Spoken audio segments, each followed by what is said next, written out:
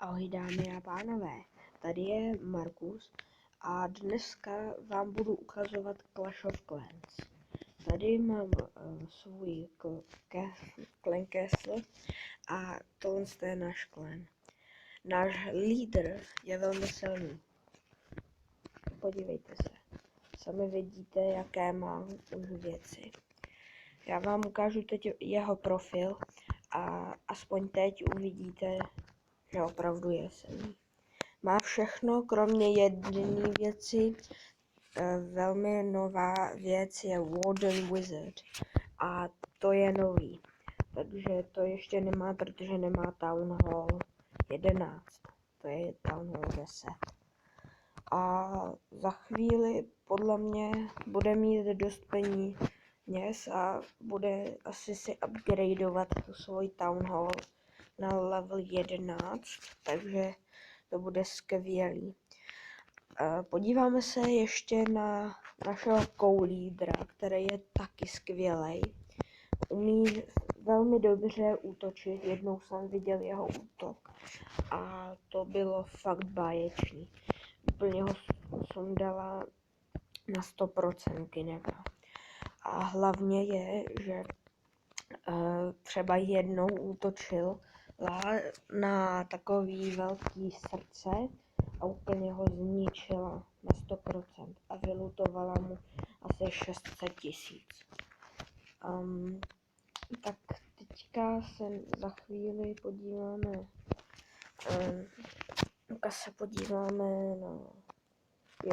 na Nicky Predatora, ten byl před chvílí, asi před 2 dníma, byl udělán nebo promotován na Eldera, čili skvělý, pro něj úplně žásal, takže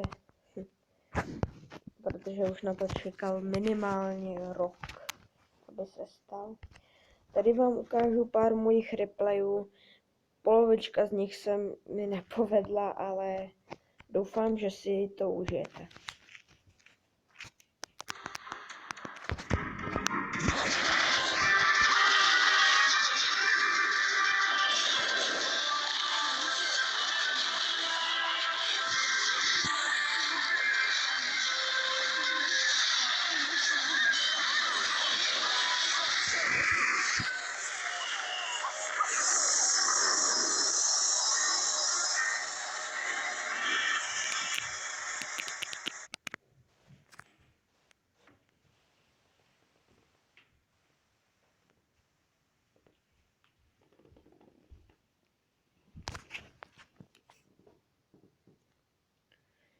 Tak, to bylo jedno z mých videí, co jsem obránil.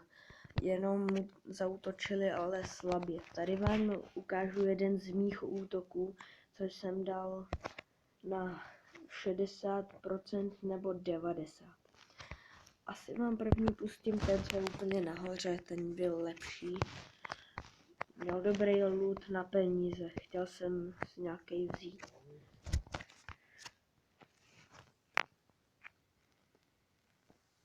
Tady vidíte, že jsem sice nedal to ještě ty 4%, ale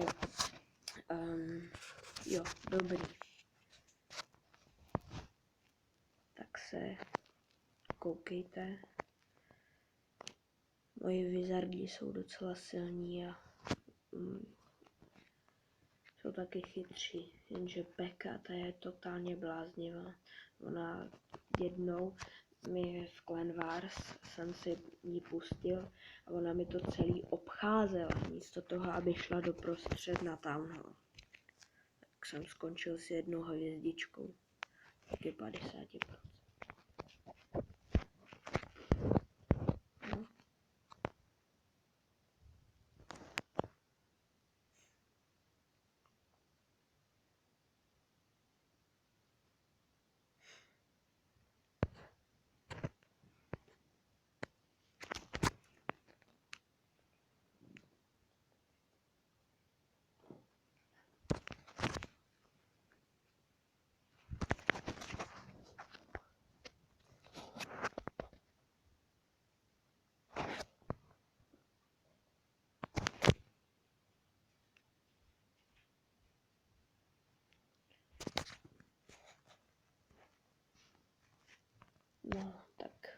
to bude končit.